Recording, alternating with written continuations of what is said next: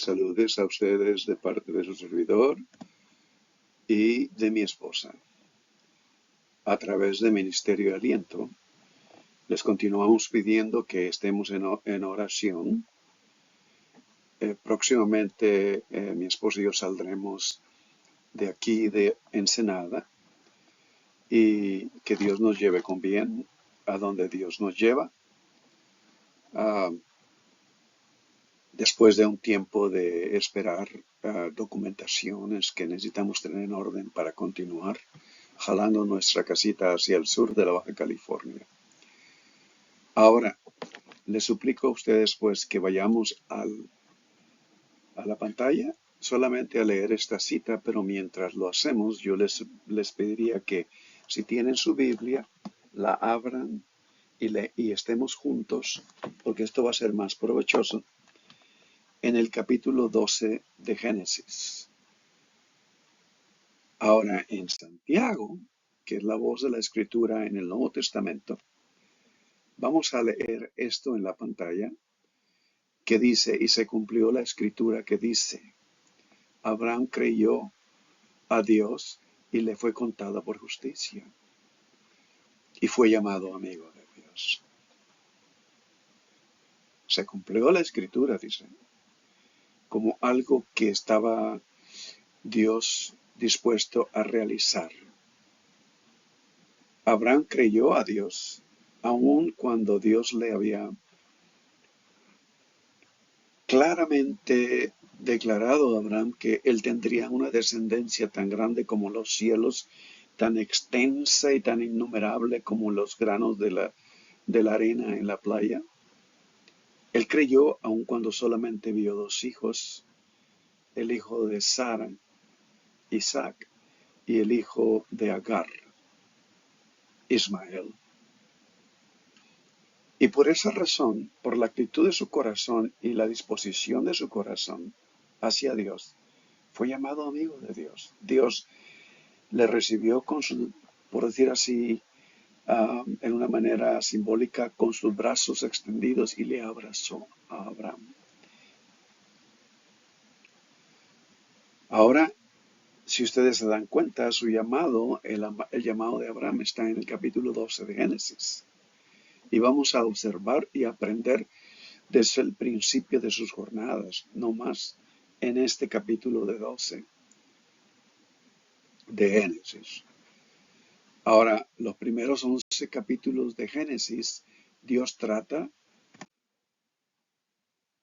con lo que se conoce entre los eruditos bíblicos como la llamada historia primitiva. La historia de principios. Génesis siempre es un libro que continúa y continúa. En un principio, lo que Dios está haciendo en la creación de la llamada historia primitiva, prediluviana, o sea, antes del diluvio. En esencia, la historia arcaica de la creación del cosmos, que incluye el entrelazamiento de genealogías, empezando en el capítulo 5, con la repetición que dice, y vivió Set, y vivió Enos, y vivió Mahalalel, y vivió, así continúa las narraciones de las genealogías, pero esto está entrelazado también con las narraciones en los que vemos nosotros la interacción de Dios con la creación. La actividad creativa divina en los primeros 11 capítulos, que implica no solo el comienzo del cosmos en los capítulos 2 primeros de Génesis y todas sus criaturas, sino también incluye la actividad continua de ordenación y bendición de Dios para esta creación. Las narraciones dentro y fuera de Israel, desde un ámbito universal a uno específico, es la actividad de Dios de recrear el universo, lo que una vez en el principio Dios creador declaró bueno en gran manera en el capítulo primero del Génesis. Ahora necesitaba tremenda y desesperadamente ser recreado. En verdad, el libro de Génesis, vemos a Dios comenzar de nuevo una y otra vez. Comienza en Adán y Eva, continúa tratando con Caín y Abel, en lo que nos enseña las dos primas historias de la existencia del ser humano, la relación vertical Adán y Eva con Dios, la relación horizontal Caín con Abel, y que hay mucho que decir de eso, en donde Dios entonces usa la frase en estos primeros capítulos del Génesis al crear a la humanidad del verbo bara en hebreo, que quiere decir hagamos, como en una corte de la divinidad, hagamos, que significa que el modelo según el cual se forma a los seres humanos desde el principio debe de buscarse fuera de la esfera de lo creado, porque en este modelo del ser humano Dios se invierte en esta creación, y esto sería establecido a través de la actividad entre Dios y el ser humano, a no llegar a una realización plena de restauración. La comunicación interdivina, que hace posible la comunicación interhumana entre seres humanos, y la comunicación del creador con la criatura, construye un elemento fundamental del patrón que funciona para reflejar a Dios en este mundo que ahora no está de acuerdo a los designios del Creador. Y con este propósito, Dios se da a recrear el cosmos. Ustedes lo ven en el capítulo 9. En Abraham, Dios continúa su promesa dada a Noé. En el llamado de Abraham, incondicionalmente, como también al resto de la humanidad, Dios se entrega nuevamente vez tras vez en sus principios con Adán y Eva, Caín y Abel, y ahora Noé y ahora Abraham.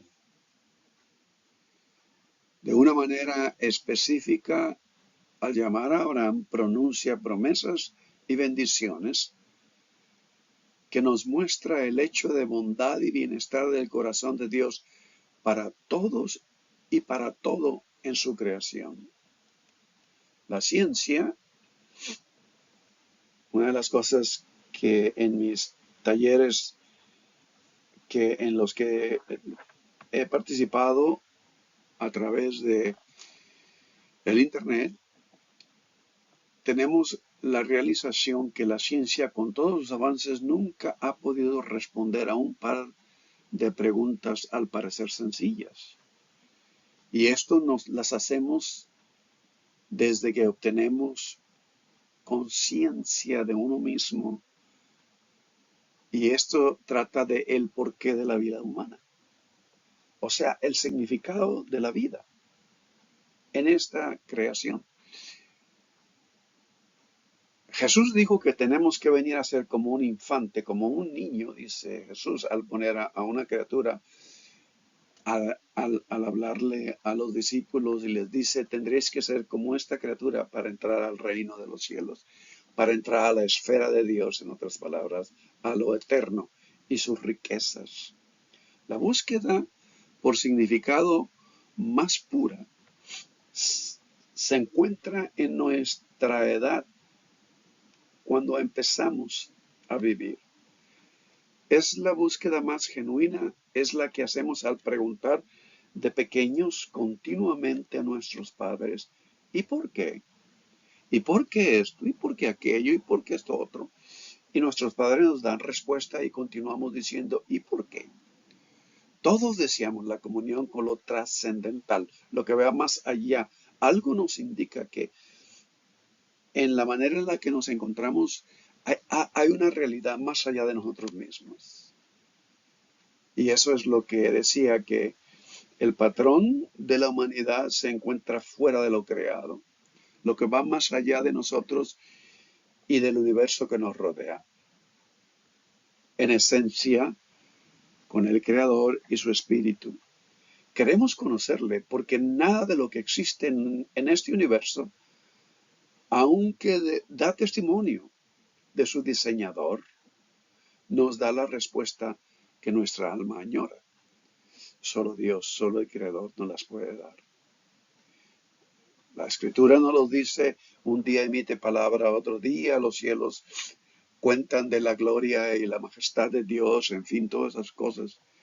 Pero vamos ahora a ver la jornada de Abraham y lo que podemos nosotros aprender para nuestra vida práctica espiritual.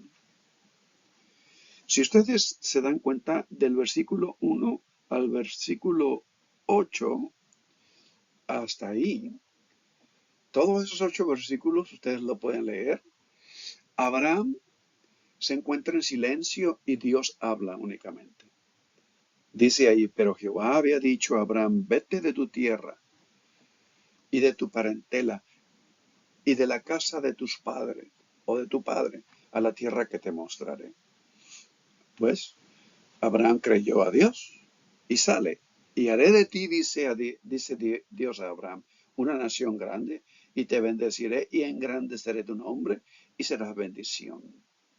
Bendeciré a los que te bendijeren y a los que te maldijeren maldeciré, y serán benditas en ti todas las familias de la tierra. En otras palabras, en cuanto a la última frase, el último párrafo, no es que Dios vaya a maldecir a la gente y a la tierra, sino que el hecho es la actitud del corazón del que lo escucha y lo recibe. Jesús dijo: si ustedes van a cualquier lugar que seamos enviados, si no os reciben, aún el polvo de vuestras sandalias sacudid y continuar vuestra jornada. Porque hay que entender esto, que cuando uno rechaza al que Dios envía, rechaza también al que envía. Cuando uno rechaza al enviado, rechaza al que lo envía. Por lo tanto, los versículos del 1 al 8 se encuentra un monólogo que es Dios hablando a Abraham, pero Abraham participa en actuar. Abraham responde a Dios en obediencia, en responder al llamado de Dios, en las jornadas que emprende acompañado de Dios. A través de sus jornadas, si ustedes se dan cuenta en el versículo 8, entonces Abraham establece un principio en su comunión con Dios. Construye altares y adora a Dios. Y en esto nos damos cuenta de que las promesas de Dios son hechas en conexión con las experiencias de fidelidad de Abraham. Fue el aroma de la adoración allá en el capítulo 8 de Génesis, en el altar construido por Noé, y el olor grato de la adoración que Noé ofrece a Dios, que inició la recreación del cosmos en esencia. Y Abraham, en esta manera, viene al versículo 8 en el capítulo 12 y dice: y luego se pasó de ahí a un monte al oriente de Betel y plantó su tienda, teniendo a Betel al occidente y ahí al oriente. Y edificó ahí altar. Ahí está de nuevo, Abraham está edificando altar, como lo mismo lo hizo Noé allá en capítulo 8, versículo 20, principio 21. Y dice ahí que Abraham se encontraba en el ritmo continuo de adoración. Es obviamente parte íntegra de su vida y adoración. Inclusive, en los primeros capítulos de Génesis, capítulo 1 y 2, la historia de la creación es una liturgia. Liturgia del griego quiere decir una expresión de adoración. Mientras que se pronuncia el primer día, al final la comunidad de creyentes responde y vio Dios que era bueno. Hasta llegar al último en el que todos responden en unísono después de la creación del ser humano y vio Dios que era bueno en gran manera. Pero ahora estamos en el capítulo 12. El altar que Abraham construye no solo es el lugar de adoración a Dios, sino también la expresión de gratitud por las promesas dadas que aseguran su jornada. Es una aplicación alegórica en el lugar en que, como seguidores, ahora nosotros de Cristo somos llamados a vivir. En un altar, en una comunión continua, yo siempre desde el principio que entregué mi vida a Cristo y recibí mi llamado, de una noche entrego mi vida a Cristo, al siguiente recibo mi llamado. Entonces, mi entendimiento fue en ese momento que se abría una oración en actitud de adoración que continuaría en cada día, en cada momento, en cada experiencia de mi vida. En continua oración y adoración. Empezamos cada día que venimos a Cristo hasta ser llamados a la presencia de Dios. Y continuamos a través de cada día, siendo enseñados, siendo discipulados, porque continuamos siendo discípulos de Cristo en toda nuestra jornada.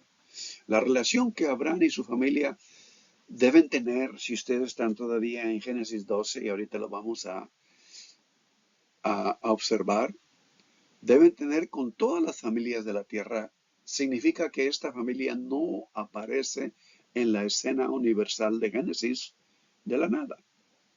Tiene profunda conexión. Continuas conexiones familiares con todas las naciones del mundo. Si ustedes ven la promesa que Dios le da a Abraham en el capítulo 12, versículo 2, y haré de ti una nación grande, te bendeciré y engrandeceré tu nombre y serás bendición, bendeciré a los que te bendijeren. Serás bendición en el final del versículo 3, y en ti todas las familias de la tierra serán benditas. Este es un pacto, es una disposición del Creador con toda la tierra. Pero el mensaje de hoy lo he titulado Entre Betel y Ahí, porque esto es muy, muy importante. Abraham se encontraba entre Betel, dice el versículo, y Ahí. Betel al occidente y Ahí al oriente. Y entre esas dos posibilidades, porque pudo haber ido ya sea a Betel o Ahí edifica un altar. Hasta este momento Dios le había guiado en toda su jornada desde que salió de Harán en el capítulo 11, anterior al 12, obviamente, del versículo 32, el último versículo, y fueron los días de Taré 205 años. Taré tenía una visión de llegar a Canaán también, pero no se realizó porque se quedó en Taré. O sea, lo que hubiera pasado en la vida de Taré, él se quedó en Taré y ahí vivió hasta que a la edad de 205 años fue llamado a la presencia de Dios. Y Abraham salió de Taré. Pero el significado del altar, como antes lo hemos dicho, no solamente fue comunión con Dios, Betel es casa de Dios, de la raíz Bet, casa, el Dios, el nombre más antiguo para Dios es Él, pero no muestra género, sino muestra como cuando uno dice en otro de los nombres que se revela de Dios, el Elión, que quiere decir el creador más exaltado, el ser más exaltado, la divinidad, el Dios por encima de todo. Bet-El es casa de Dios, teniendo a Betel en un lado y teniendo a Ahí en el otro lado. Ahí es donde se edifica el altar e invoca el nombre de Jehová. Pero déjenme decirles, ustedes ya lo saben, Betel significa casa de Dios. Y ahí significa cenizas ayer, o sea, lo que dejamos atrás, lo que dejamos el día de ayer. Betel está hacia adelante de nuestra vida, porque eso es ahí donde nosotros nos convertimos en la en el templo que Dios edifica. Por eso es que el ser humano, su modelo, su realización está fuera de todo lo creado, está en Dios mismo. Y naturalmente, ahí el otro lugar significa cenizas, ayer, ruinas. En otras palabras, es lo que quedó atrás, lo que hemos vivido nosotros. Y hay mucho que discernir de esto, obviamente. Yo tuve una ocasión, no hace mucho tiempo, un examen, una breve reflexión sobre esto. Jesús lo puso de esta manera: el que me habla, el que me ama, mi palabra guardará en cuanto a Betel. Y en esencia significa, y haremos morada con él, haremos morada de él, de ella. Porque en el capítulo 14, si ustedes se darán cuenta al principio habla de las moradas. En la casa de mi padre muchas moradas hay. En la comunión de Dios muchas moradas hay. Y las moradas son el corazón del ser humano. Así Dios nos creó para que Dios viniera a tener comunión íntima y pueda morar en nuestra vida terrenal, morar en nuestro ser. Y de una manera en la que cuando llegamos a ser llamados a la presencia, venimos hacia el corazón de Dios. Ese es Juan capítulo 1, versículo 18. A Dios nadie vio jamás, mas el que está en el seno del Padre, que es el Hijo, nos lo ha dado a conocer. Es una llamada de Cristo hacia el corazón de Dios.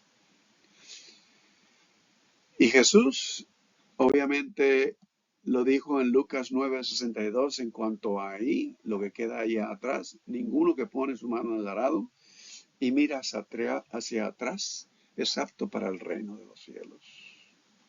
No se puede manejar viendo el espejo retrovisor como un guía hacia dónde vamos. En las dos versiones, uh, en las versiones, digamos, de la escritura que tenemos nosotros del griego, porque esto viene de la Septuaginta, los versículos del 1 al 8, ya lo he dicho, Dios habla, Abraham actúa, hasta el versículo 9, se dan cuenta. Y Abraham, de ese altar, partió de ahí caminando hacia el Negev. Y uno se pregunta, bueno, pero Dios le guió hacia allá. Se refleja también en nuestra comunión y en nuestro diario vivir, en nuestra jornada con Dios. Y la razón por la que fue al Negev es que hubo entonces hambre en la tierra. Y vean ustedes específicamente la palabra descendió a Abraham, a Egipto. Se fue al Negev. El Negev es de un desierto.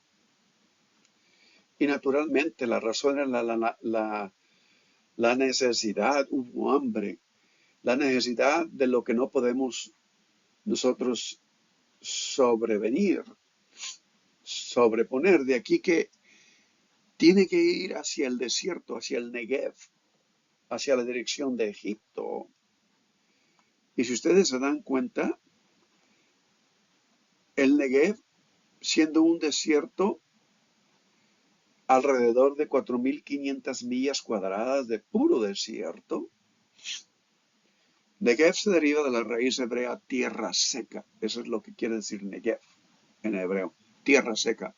Algunos pasajes bíblicos usan Negev para referirse al sur de Judá, al sur de Jerusalén, el lugar de la adoración donde está el templo en el judaísmo, y se encuentra al sur de Judá. Abraham desciende hacia Egipto y hacia allá algunos profetas, como por ejemplo en Isaías, habla de Egipto y nos dice Isaías, cuando exhorta al pueblo, dice, en vano e inútilmente Egipto te ayudará. Por tanto, yo le di voces que su fortaleza sería en estar quietos y saber que Dios es, dice la Escritura. En ese momento, Abraham decide, una vez que empieza a tener hambre, se da cuenta de su medio ambiente en el versículo 10 del capítulo 12, que había mucha hambre, había una sequía posiblemente, y va hacia Egipto. Y eso es lo que Isaías le dice al pueblo varios siglos después, que Egipto nada ofrece que sea beneficioso para uno y la comunidad. ¿Cuántas veces en nuestro caminar con Dios nosotros pensamos que debemos de tomar cierto rumbo, debemos de tomar ciertas decisiones? Esto sería lo mejor, pero luego después nos damos cuenta que fueron las decisiones incorrectas. Sin la guía de Dios y sin el consejo de Dios, pues, lo primero que hace al llegar a Egipto, como es una idea que Abraham tuvo en su visión, en su manera de ver las cosas, sale a Egipto. ¿Qué es lo que hace Abraham? Empieza a establecer costumbres, hábitos que se quedan en la familia. Cuando llega a Egipto le dice a Sarai, que es su esposa, di que eres mi hermana porque para que me vaya bien por causa tuya. Bueno, la pregunta es que ¿acaso no le había ido bien desde que él dejó a su padre y su parentela y llega al lugar donde edifica el altar? Quizá por eso edificó el altar, para tener comunión con Dios, porque el altar también es un símbolo de gratitud hacia Dios. Pero aquí establece una costumbre que es el plan de Abraham. Y vean ustedes del versículo 11 al final, he aquí, ahora conozco que eres mujer de hermoso aspecto. Y cuando te vean los egipcios, dirán su mujer es, y me matarán a mí, a ti, y a ti te reservarán la vida. Ahora pues di en el versículo 13 que eres mi hermana por causa que me vaya bien. O sea que del versículo 10 en adelante, Abraham actúa y es al revés. Actúa, habla, se comunica con su familia y Dios está en silencio.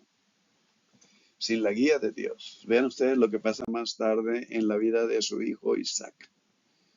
Habitó Isaac en Gerar y los hombres de aquel lugar le preguntaron acerca de su mujer y él respondió, es mi hermana, porque tuvo miedo de decir, es mujer, pensando que es mi mujer, pensando que tal vez los hombres del lugar lo matarían por causa de Rebeca, pues era ella de hermoso aspecto. Bueno, se repite en la tradición, en las costumbres. ¿Se acuerdan ustedes del Éxodo cuando estaba Moisés en el monte Sinaí y le dice a Dios, déjame ver tu gloria? Dios le dice, no, no podrás ver. Ningún ser humano es ish en hebreo, podrá estar en mi presencia y vivir, o sea, continuar siendo la misma persona, va a ser transformada, va a ser cambiada absolutamente, pero te voy a mostrar un poco de la gloria de su persona, de su carácter, y le dice, Jehová, Jehová, misericordioso, que visita el pecado de los padres hasta la tercera, cuarta generación. Ahí va.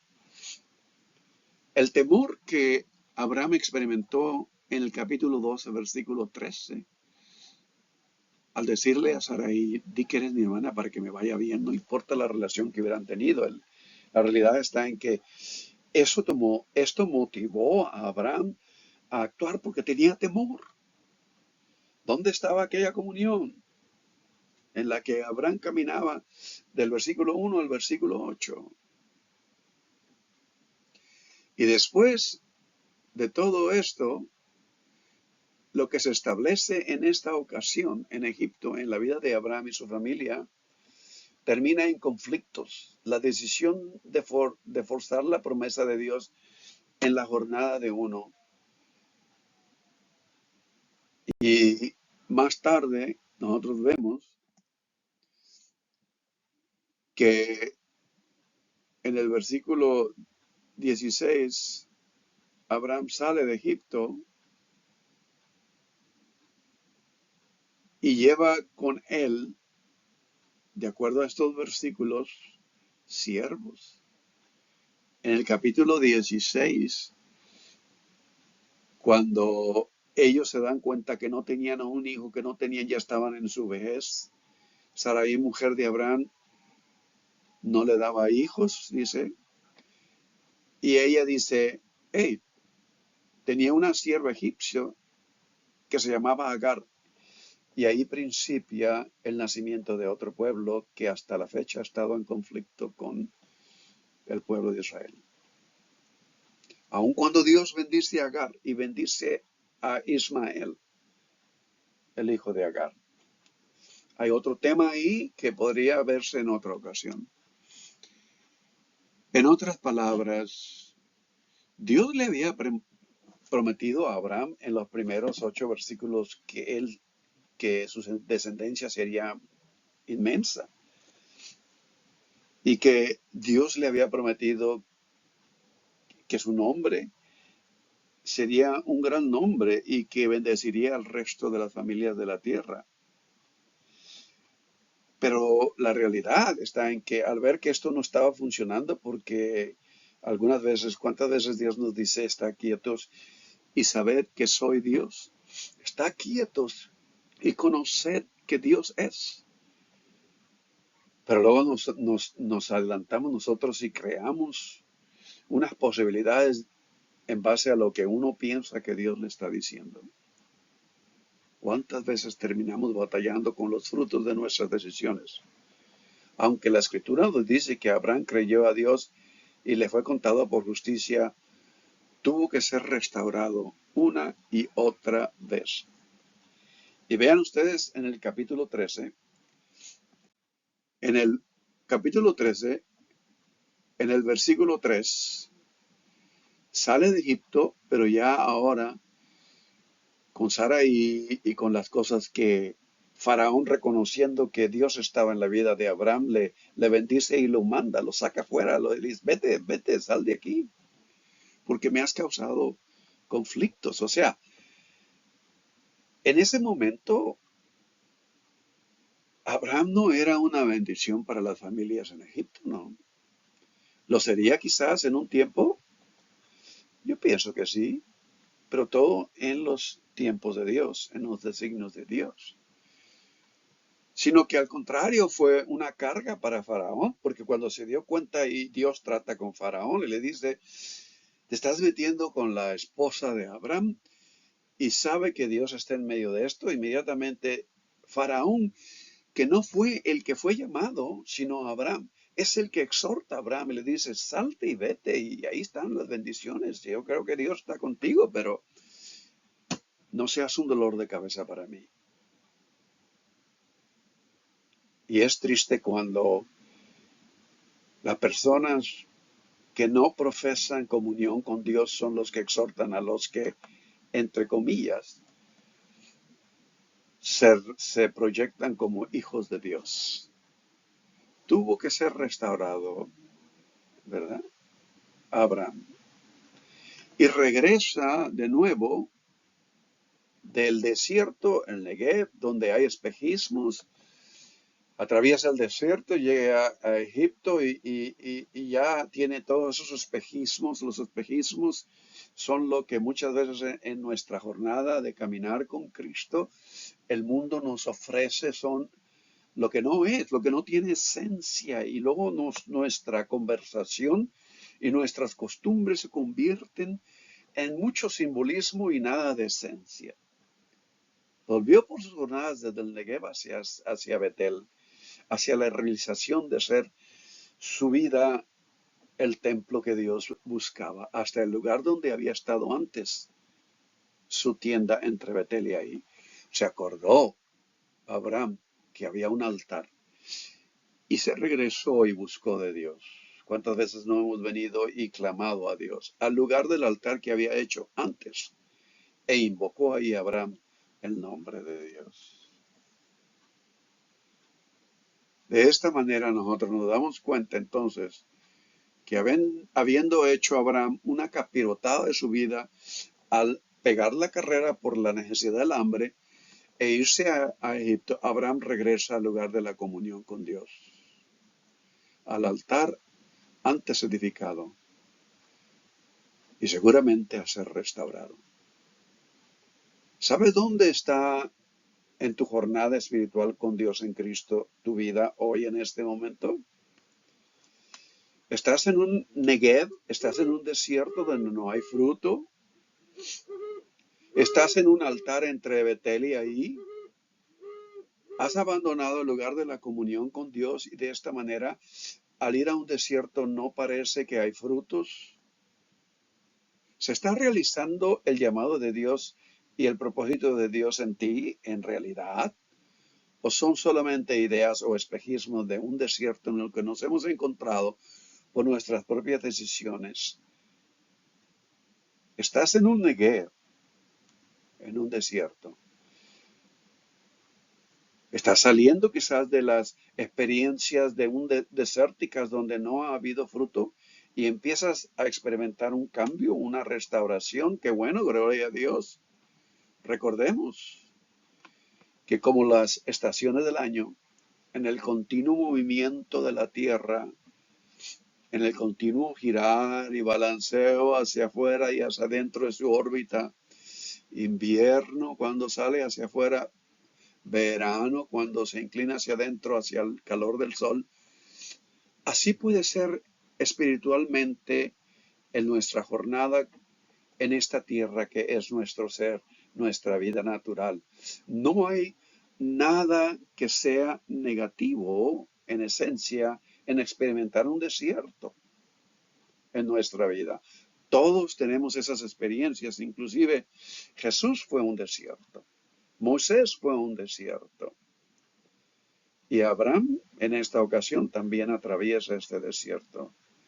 Pero en nuestro caminar con Dios en Cristo, recordemos y reflexionemos y que estas palabras queden grabadas en nuestra alma. Dios nunca nos moverá a cosas mayores hasta que antes que no haya todos nosotros madurado en las cosas presentes. Oremos en esta ocasión. Eterno Dios, que nos amas desde antes de la fundación del mundo. Dios, que te has mostrado en tu carácter benevolente, misericordioso y comprensivo de nuestra condición. Al realizar la disposición tuya en Cristo de ser guía de nuestra vida y realizarse esa experiencia en nosotros, inmediatamente sabemos que esto nos guía a la adoración, que se encuentra saturada de tu gozo, en plena gratitud de lo que eres. No seamos, oh Dios, para ti jamás causa de tus quebrantos. Danos comprensión de que solo tú eres nuestra plena satisfacción y significado. Al pensar en tus beneficios y bendiciones en nuestra vida, nos hace recordar qué fiel has sido, oh Dios. Y esto nos guía a una profunda gratitud, porque siempre has estado presente en nuestras alegrías y en nuestras tristezas, oh Dios. Líbranos en todo tiempo, del orgullo y la arrogancia, y sobre todo de buscar solo estar cómodos, sin enfocarnos que en toda experiencia, aún incómoda, en todo lugar tienes siempre algo que enseñarnos y recordar que tú estás más que en nuestra comodidad, estás más interesado en nuestro carácter. Oramos porque nos des la visión, ojos espirituales que nos permitan ver tu bondad en todo y que nos guíe a vivir en gratitud y no en que tenemos el derecho en ninguna de estos beneficios. Ayúdanos a ver claramente, oh Dios, en nosotros, en nuestra vida, en nuestras costumbres, en nuestros hábitos, los ídolos que se han formado. Y danos la fortaleza de remover lo que estorba y puede estancarnos. Ayúdanos a vivir con las manos abiertas hacia ti y no con los puños cerrados, sino las manos abiertas donde tú puedes poner y quitar de acuerdo a tu santa voluntad.